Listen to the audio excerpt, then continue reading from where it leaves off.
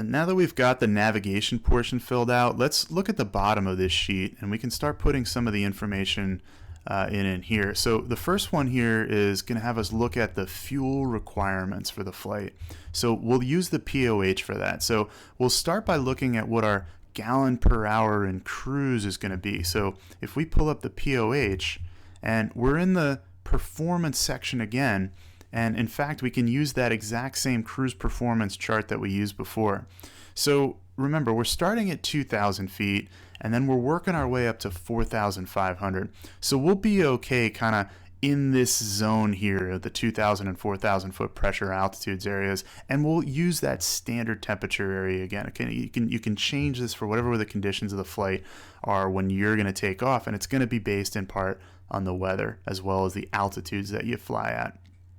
So at that 2400 RPM that we selected, we're going to have a burn rate of 7.7 gallons per hour here and 7.3 gallons per hour at 4,000 feet. So why don't we just split the difference? Let's make it roughly easy on ourselves and just call it 7.5 gallons per hour as our cruise burn.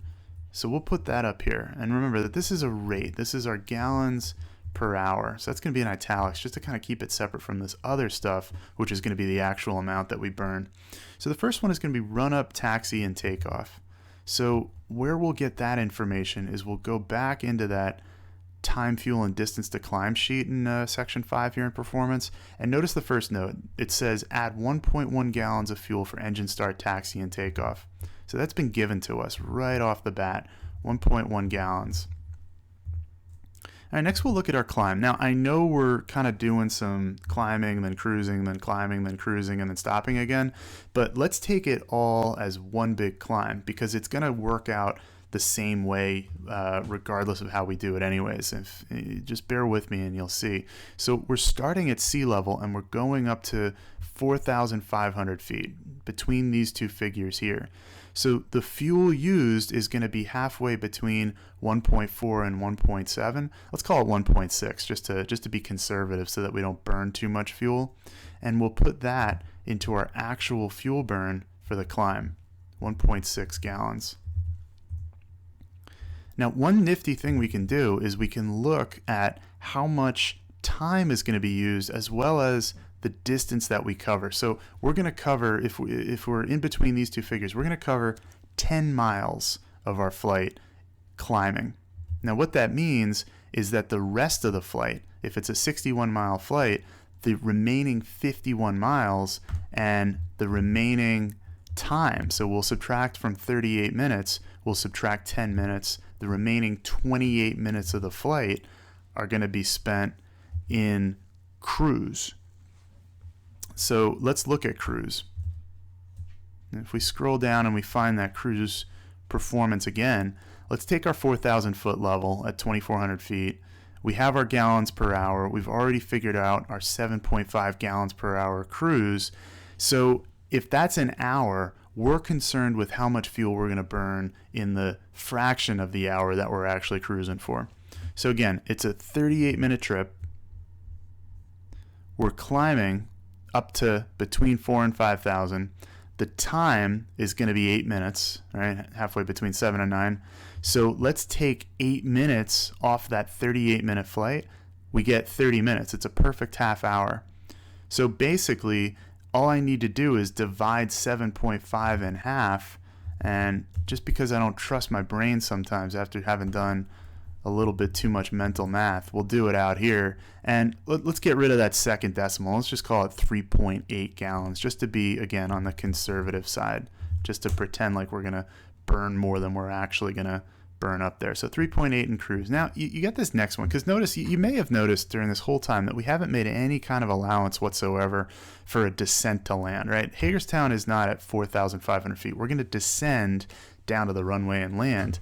Not only that, but we're going to have to maneuver a little bit, right? Unless the airport at Hagerstown is perfectly aligned with our route of flight and the tower controller out there isn't going to tell us to make any turns or anything to get set up in the pattern, we're going to have to burn some fuel maneuvering around. So let's make an allowance for that. And let's say that 10 minutes of our flight, or 10 minutes of our approach time is going to be used to burn the fuel. So at 10 minutes, that's 1/6 of an hour. So we'll apply that 1/6 of an hour to our 7.5. So we'll get the fraction first for 1/6 of an hour, and then multiply that by our burn rate to get, again, let's call it 1.3 gallons. Now you can do this with the E6B as well. If you just, we did it when we did the E6B tutorial, just figuring out those burn rates, but sometimes the calculator is nice to use as well. Now how about reserves? Reserves is based on the legal minimum that you have to carry in flight. Okay, so remember that if this is a daytime VFR flight, you have to have enough fuel to get from your departure airport to your destination airport, plus an additional 30 minutes, and that 30 minutes is calculated at your cruise gallons per hour. So again, we take that 7.5 and we just divide it in half to get our 3.8 gallons for the reserve. So now this is the fuel that we legally have to have on board. Now, that doesn't mean we can't take extra fuel.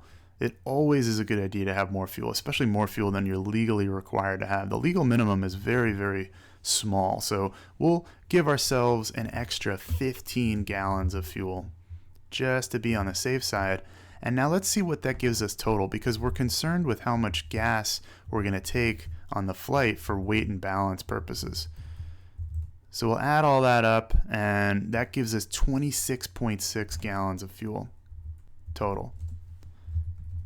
And recall that the capacity, the standard capacity of Cessna 172 is 40 gallons of usable fuel. So 26.6 is well within the capacity, and it gives us plenty of fuel to get from College Park to Hagerstown.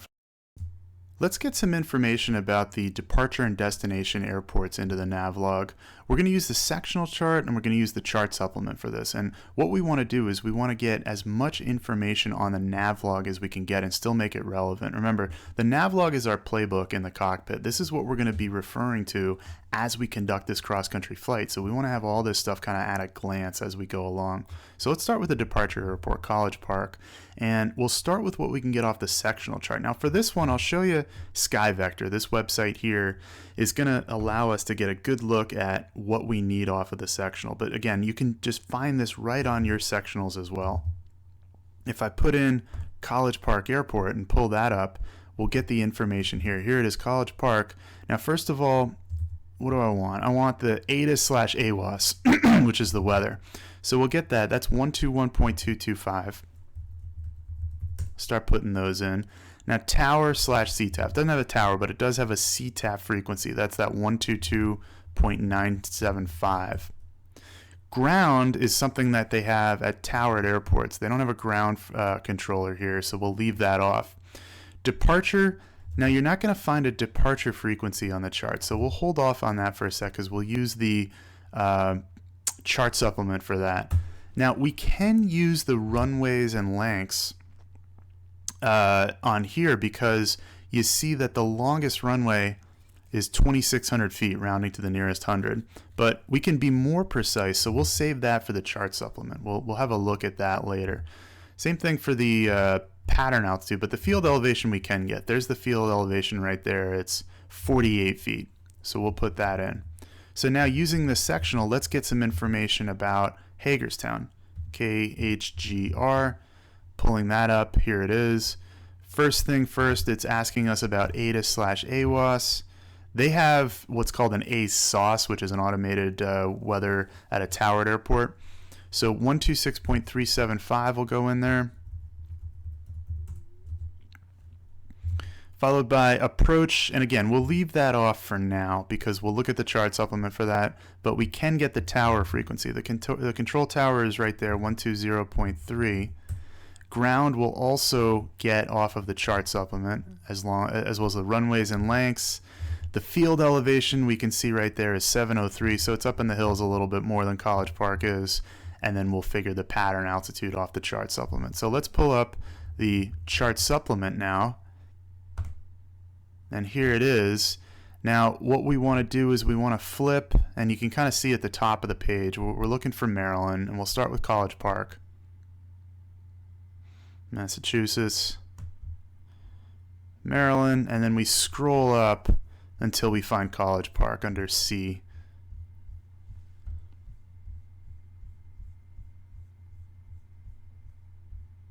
And here it is. All right, so this is the airport page for College Park. Now, right off the bat, we can see the dimensions of the runway. There's that one runway. It's runway 3315. So we'll put that in first of all under runway lengths. It's 1533, and the dimensions are 2,607 feet. 2607 feet. Perfect. We got that.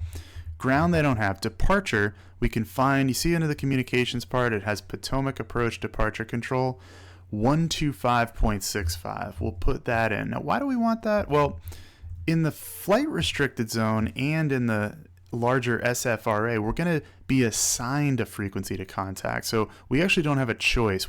Even though it's not class D, C, or B airspace, we do have to talk to that air traffic controller when we're off the ground. The frequency is going to be assigned to us, but that's kind of a common frequency coming out of there. So we'll put that in there. And then pattern altitude, we'll just add 1,000 feet. Now let's go over to Hagerstown. So we'll scroll down a bit more. Did I miss it? I missed it. There it is. Okay, so Hagerstown Airport. And here what we're concerned with is the ground frequency. So we'll look down in communications and you have ground control. Next to the other frequencies that we've already got, you got ground control 120.8. So we'll have that in here. And we skipped approach. So let's look at that. The approach controller, or the approach frequency is 126.825.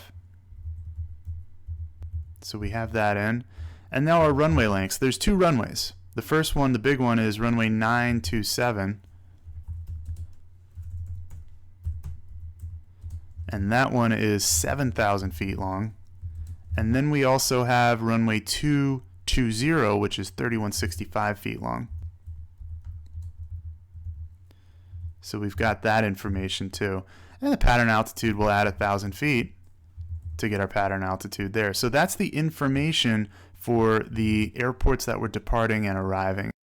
So we finished the front of this nav log, but there's another side to it. There's a reverse side because there's a lot of other information that we want to also have at a glance for the flight. So let's flip this thing around and we'll look at the reverse side. And it's going to start with the weather log. Weather's important, isn't it? So let's start looking up the weather for the flight. And we'll start with the METARs, the current observations. So we'll go into aviationweather.gov, and we've already got, let's see if they fixed the reporting station at College Park. Not yet, I guess. So we'll use a nearby one, Tipton, and just for reference here, we'll show you if College Park is here, then what I'm using instead of the College Park AWOS is the AWOS at Tipton. It's just a little bit to the northeast of College Park, so the weather's not going to be too drastically different, hopefully. So here it is. Tipton is showing winds calm. That's at 00 knots. Visibility is better than 10 statute miles.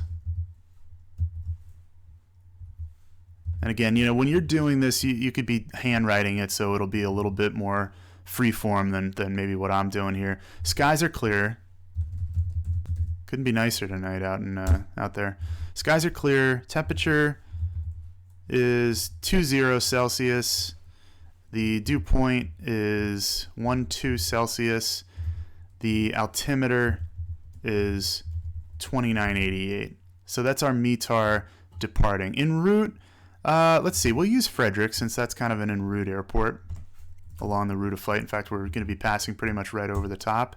So we'll put Frederick in there. It's a little different. It says winds are now 190 degrees at 3 knots. Visibility is better than 10 statute miles. The skies are clear. The altimeter is 29.85. So there that is right there. And then finally our destination, Hagerstown. let's see, we got 170 degrees at 6 knots. The visibility is once again better than 10. The skies are clear. Just a jackpot of sky conditions tonight. Temp was 2.5.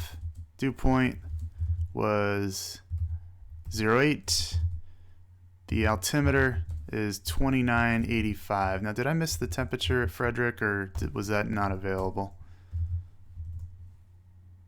Nope, I missed it. So we'll put that in.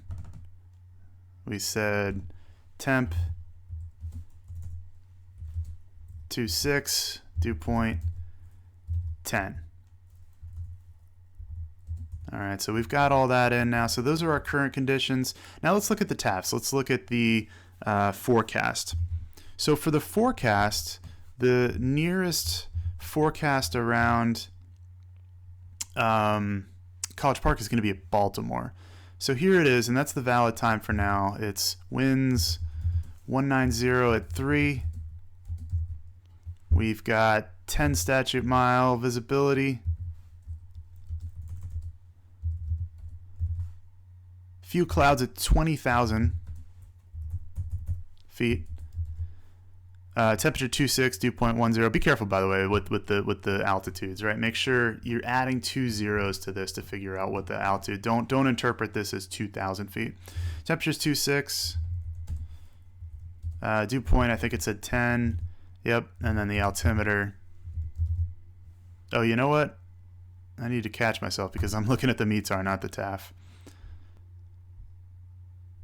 Apologies there. We need to double back a little bit, and we'll look at Baltimore one more time. That's more like it. There's our TAF.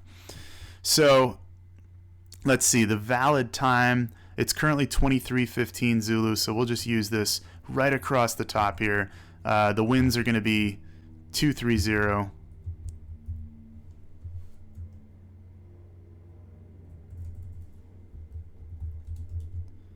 At 6. The visibility is better than 6 statute miles. This sounds a lot more like a TAF, doesn't it? And then the clouds are few at 20,000 feet. Now, en route, we won't use an en route forecast. It's not really a long enough flight to have different forecasts than the departure and the destination. Now, Hagerstown, I don't believe, has a TAF. It doesn't. So what we can do to find a close by observation is we can use the chart, or not an observation, a close by forecast. We'll use the chart and we'll put TAFs in there, and then we'll scroll down to Maryland.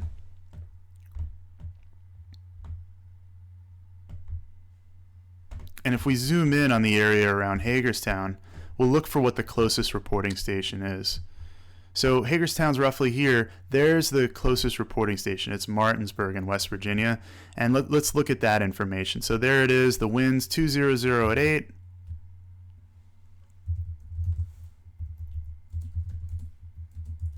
The visibility is better than 6 miles. Few clouds at 5,000, right? Add 2 zeros to get to that. And that's it.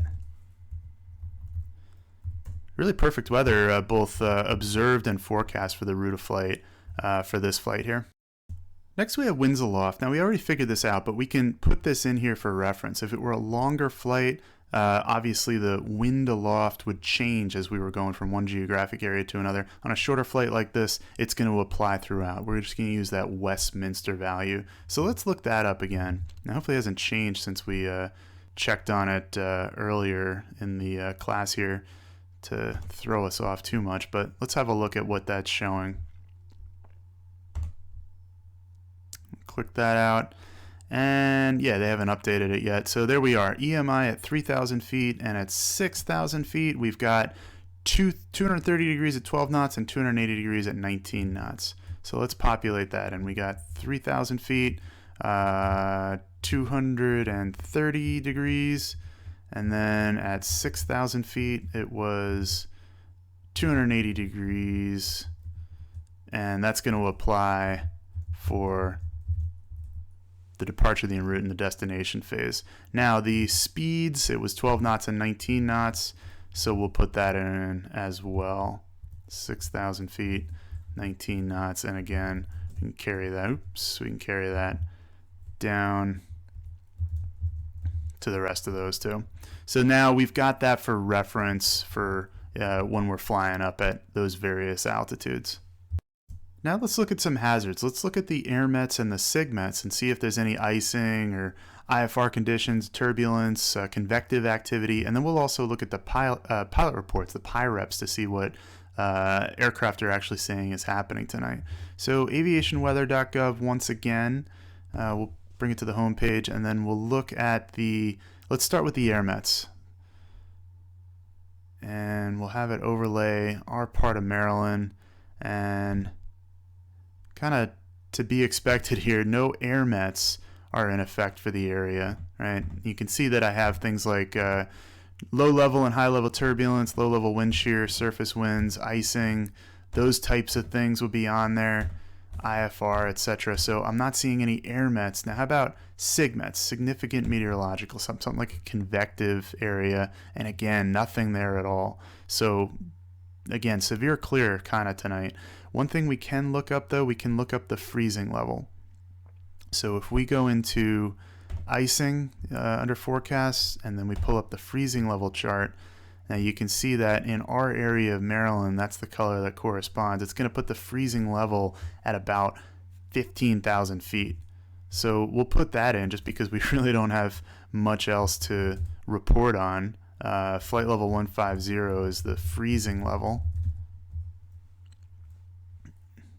Just to make it clear for us, let's just call it 15,000 feet. So that's going to be our freezing level, whether we're talking about the destination, the departure, and the en route phase. Now, how about turbulence and cloud tops? Well, we're not seeing clouds. We're not seeing convective activity. So let's look at the turbulence.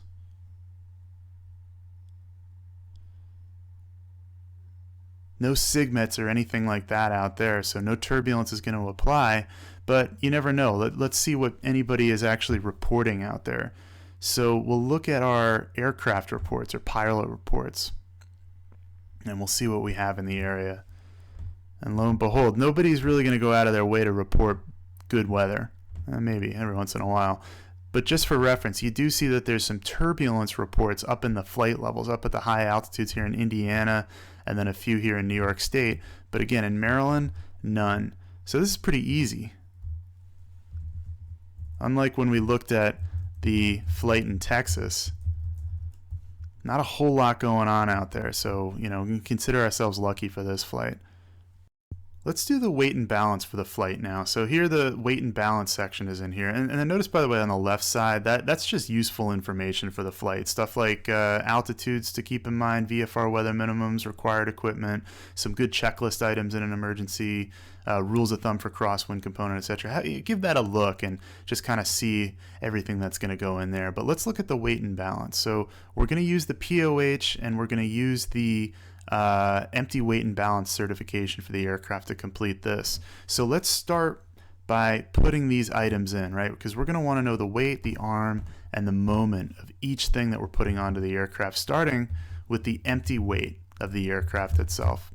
So to get that, we'll pull up our empty weight and balance. This is one of the required documents that has to be on board, and there's our weight, 1,492.5 pounds. It has an arm of 39.5358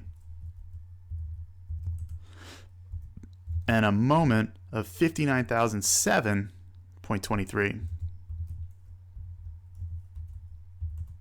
All right, so we've got that empty weight in there. And now let's start thinking about what we want to put into the aircraft. So we're going to have the, let's call it the pilot and front passenger up front. We're going to have the rear passengers, we're going to have the fuel, and then we're going to have things in the baggage area. And then we'll have a total. So we'll come up with some numbers here. So let's start with the pilot and front passenger. Let's say we got two people that are 150 pounds each. So we'll put 300 total, And then we'll say we have another 150-pound person in the rear. So that's our payload in terms of people. The fuel that we're going to take, well, we've already figured this out, haven't we? We figured out that we're going to take 26.6 gallons, right? That's our legal requirements plus that 15 sort of extra that we decided to take too. Never a bad idea. They say in aviation, the only time you have too much fuel is when you're on fire. So never a bad idea to have too much fuel. Now, we can't put 26.6 gallons in here because we want to know the weight. So aviation fuel weighs 6 pounds a gallon. So if you have 26.6 gallons, you multiply by 6, you've got about 160 pounds of fuel on board. And then next, let's just say we're taking 30 pounds of bags. So we've got our total weight. We can add all that stuff up.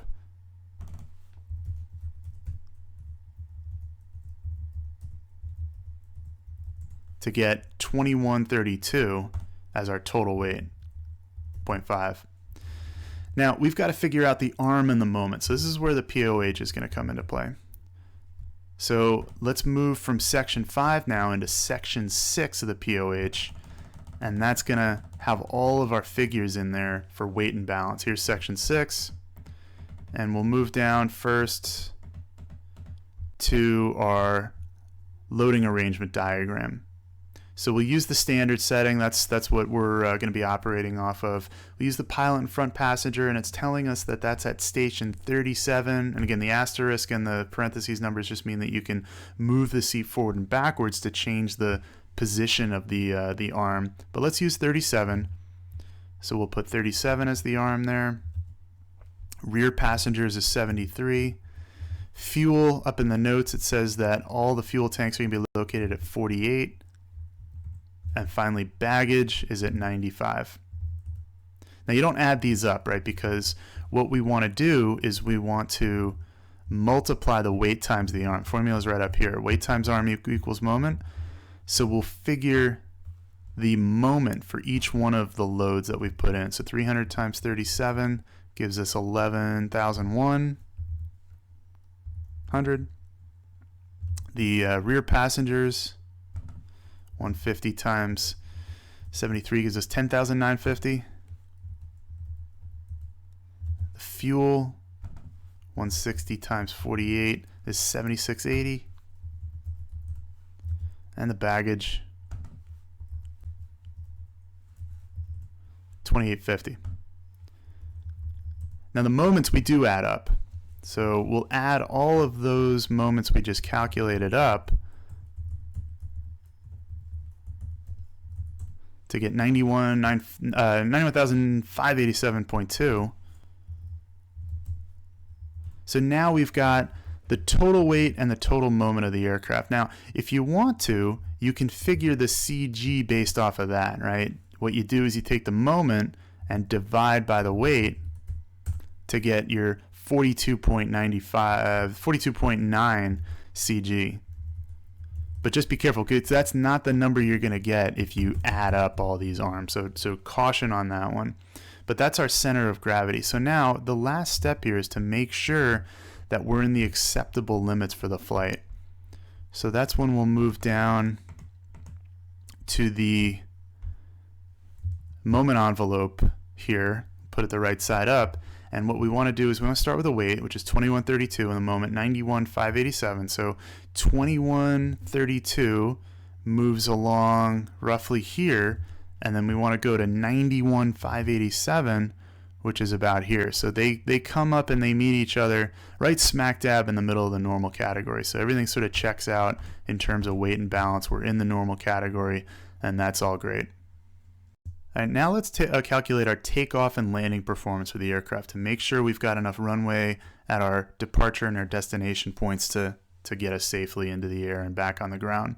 So this is section 5 of the POH again, the performance section. So let's move into that first. We'll get out of weight and balance and back into section 5.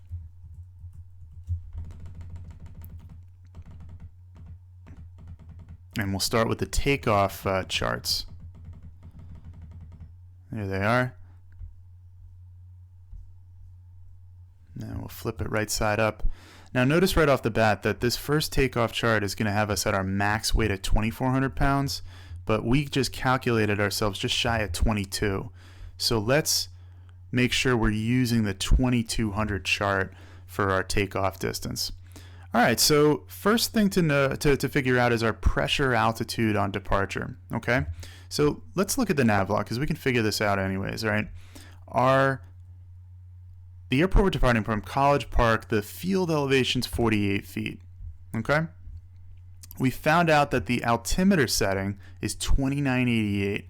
So let's figure out the pressure altitude off of that. The first step is going to be to figure out the difference between the standard of 2992 and the reported of 2988, right? Yeah, 2988. It's only 0.04. Now we apply 100 to that, 1,000 to that to get 40 feet. So think about this. The altimeter is reporting 2988. It's just a little bit less dense than standard. So that would indicate that you're just a little bit higher than your field elevation. So we're going to add 40 to the field elevation of 48 to get our pressure altitude of 88. It's basically sea level. So we'll use that sea level figure on the POH right here. So we're at the 2,200 weight category, and we're using sea level because we're not even at 100 feet in pressure altitude. And then it's just about looking at our temperatures. The METAR is going to help with that too. It says the temperature is currently 20 degrees Celsius, so it's right there. Now that's going to indicate our total to clear an obstacle needed of 1,375 feet. But let's see if we need to make any changes to that. So let's look at the notes. We're using that short field technique that we've talked about. We don't need to do anything different with the mixture because we're below 3,000 feet elevation. Decreased distances for headwind. Let's see what the wind's doing.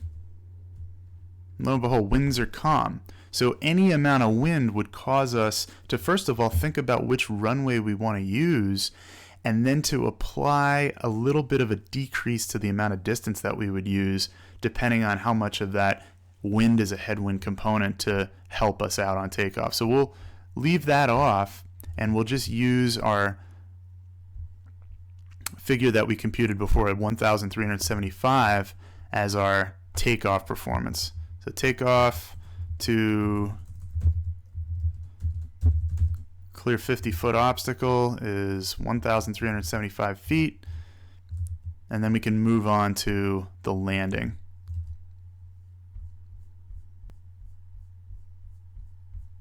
So we'll scroll back down through section 5 of the POH, and here we are at the landing distance.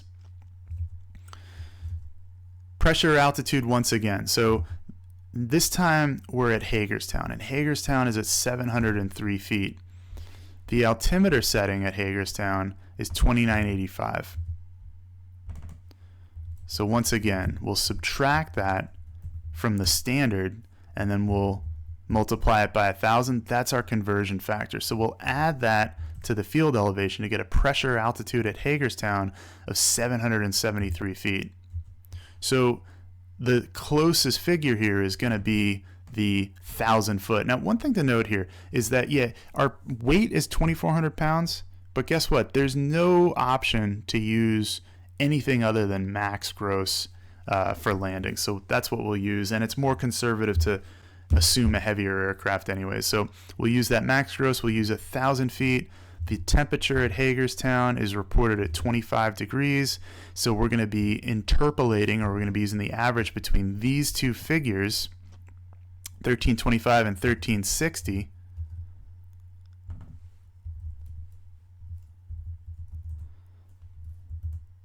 Oh, I think I fell off the rails there somewhere with that one. Let's try it again. 1325 and 1360.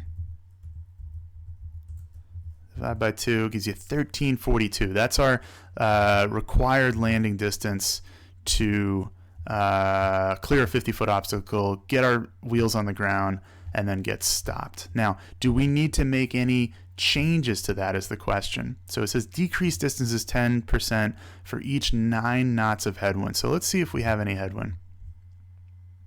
Winds are reported at 170 at 6. All right, that doesn't tell us anything unless we look at the runways.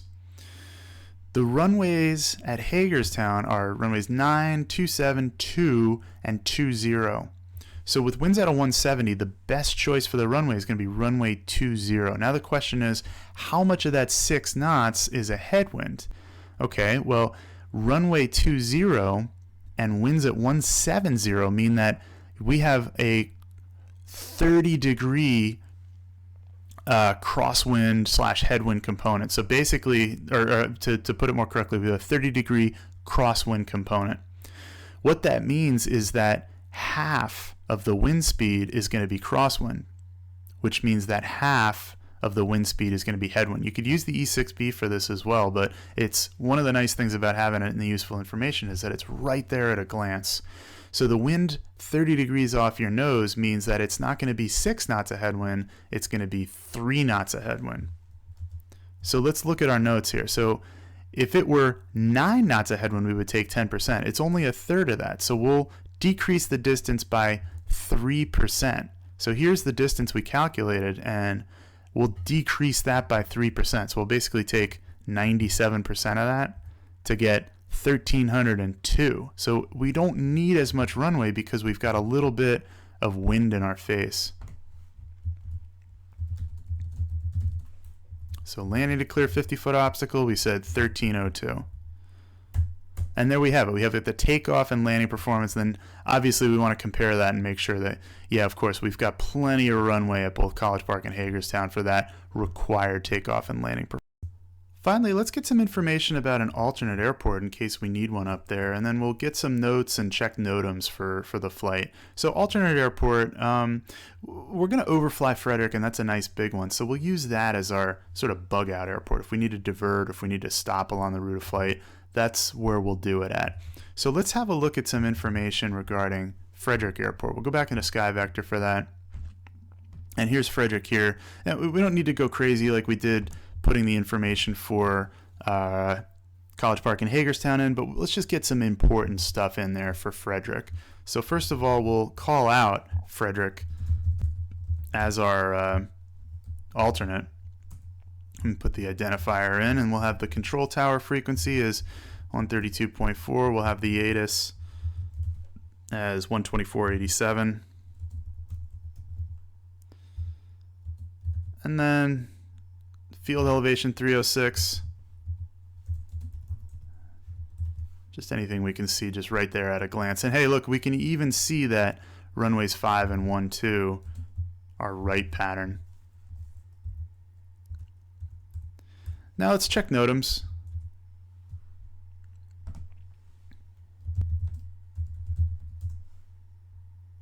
We'll go into Pilot Web for that, or just Google FAA NOTAMs. And we'll check both College Park and Hagerstown.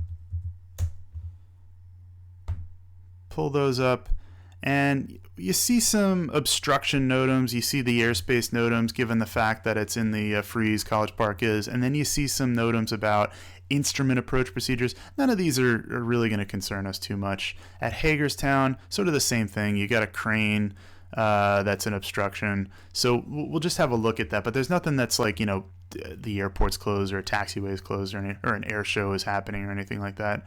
So we'll leave the NOTAMs off. And then what about notes? So first of all, no NOTAMs. Secondly, notes. Let's call out the fact that the Camp David prohibited and restricted areas are pretty close. What was it? It was to the northeast of the route of flight, just to kind of keep an eye out for those. And then yeah, any other notes that might come to mind here would go in this section. But anyways, this is the completed nav log.